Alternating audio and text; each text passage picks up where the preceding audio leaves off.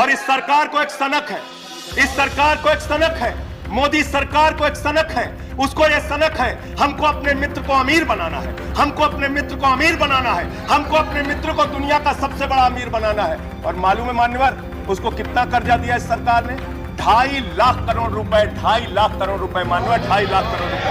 Zero लगाते लगाते थक जाएंगे। एक इंसान को 2.5 लाख करोड़ रुपए और बच्चे के दूध पे टैक्स लगाते हो, आटा दाल चावल पे टैक्स लगाते हो, हिंदुस्तान के गरीब आदमी का खून चूसने का काम करते हो। मानवर, ये पैसा गया कहां?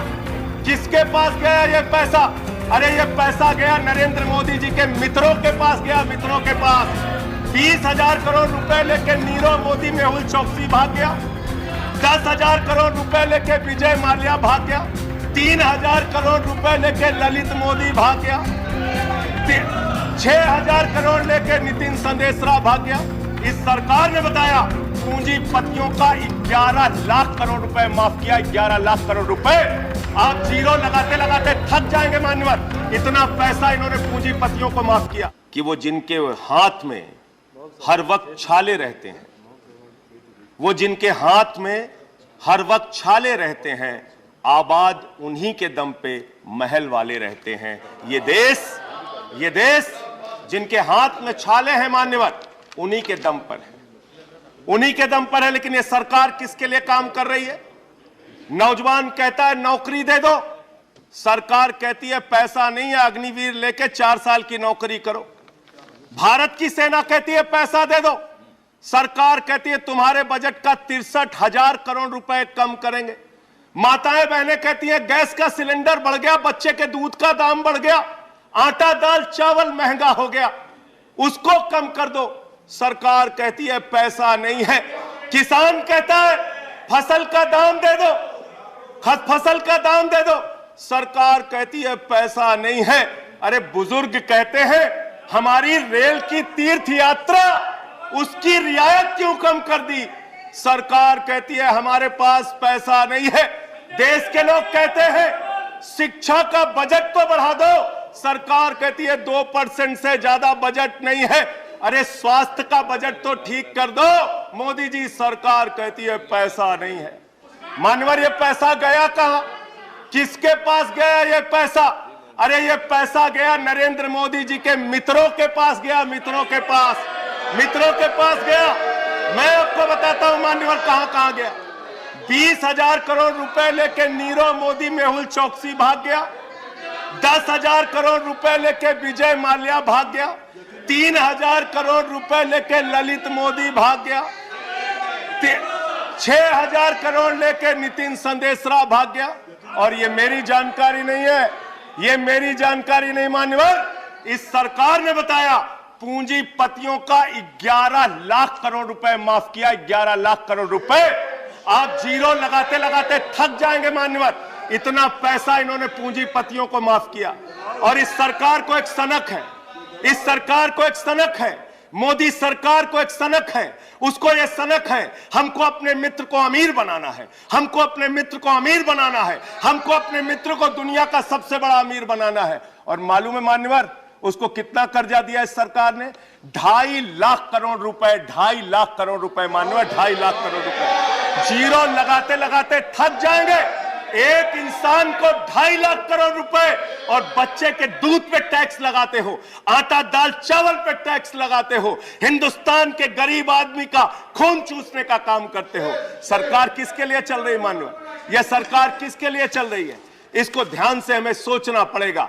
जब हम इसी सदन में किसान के काले कानून का विरोध कर रहे थे, हमें सस्पेंड करके बाहर कर दिया गया। 1 साल के बाद यह सरकार कहती है अब हमें होश आ गया, हमारी तपस्या में कमी रह गई, हम काला कानून वापस ले रहे हैं।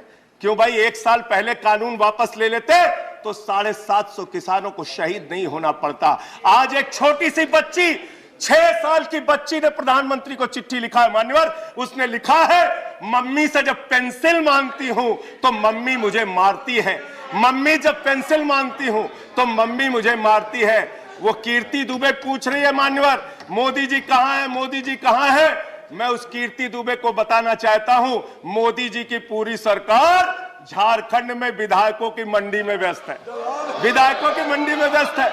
विधायक के खरीदने में लगे मान्यवर, विधायक खरीदने में लगे।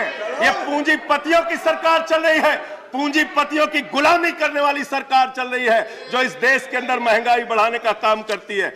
गरीब के लिए खाने के लिए पैसा नहीं, 800 दवाओं पर, कैंसर की दवा पे, किडनी की दवा पे, टीबी की दवा पे आपने दाम बढ़ा दिया। आपने अस्पताल के कमरे तक पे दाम बढ़ा दिया। आपकी सरकार डीएचएफएल के लिए काम करती है। 34,000 करोड़ रुपए बैंकों का घोटाला डीएचएफएल ने किया और 29 करोड़ रुपए भारतीय जनता पार्टी को चंदा दिया है। मान्यवर, इनसे हिसाब मांगना चाहिए। क्यों नहीं जाती ईडी इनके पास, क्यों नहीं जाती सीबीआई इनके पास? इनसे सवाल पूछना चाहिए। मान्यवर, मैं सिर्फ इतना कहना चाहता हूं, आप खाने के लिए आपके पास, सरकार के पास पैसा नहीं, उस पर तो टैक्स बढ़ा देते हो, लेकिन गुजरात के अंदर जहरीली शराब पिलाते हो लोगों को। जहरीली शराब, 75 लोग जहरीली शराब पी के गुजरात के अंदर मर गए। मानो 75 लोगों की जान चली गई। दिल्ली के मुख्यमंत्री केजरीवाल जाते हैं देखने, गुजरात का मुख्यमंत्री उन लोगों से मिलने नहीं जाता। देश के प्रधानमंत्री उन लोगों से मिलने नहीं जाते, दिल्ली के मुख्यमंत्री केजरीवाल उन लोगों से मिलने जाते हैं।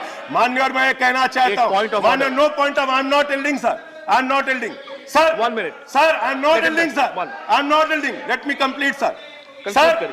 Sir, बस खत्म कर रहा हूँ। कंक्लूड कर रहे हो, उसके बाद I'll take the point. ये सरकार पूंजीपतियों की सरकार है मान्यवर, ये बिल्डर्स के लिए काम करते हैं।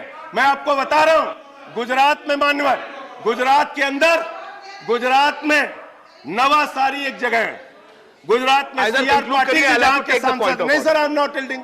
इसी चेयर से कहा गया जब बोलते रहो तो किसी को पॉइंट ऑफ ऑर्डर नहीं देंगे। No sir, no, I am not yielding. बात खत्म कर रहा हूं, मेरा लास्ट पॉइंट। सर, ये सरकार पूंजीपतियों के लिए काम करती है। सरकार एक बिल्डर गुजरात के अंदर सीआर पाटिल के इलाके में, उसके लिए रास्ता बनाने के लिए राधा कृष्ण का मंदिर गिरा दिया इन्होंने। Point of order, Radha Krishna का मंदिर गिरा दिया। Point of order 1100 please, 1 second, 1 second, under which rule 1100 1 second sir, ये इसी चेयर से कहा गया सर। 1 second सर, हमारा टाइम आप देंगे sir. 240 no sir, please chair से बोला गया। I'm allowing the point of order. Point of order. Sir, नहीं बोला गया। No sir, 1 second. Point of order. 240. Point of order नहीं ले सकते सर, जब ये बोल रहे हैं सदस्य कैसे 240.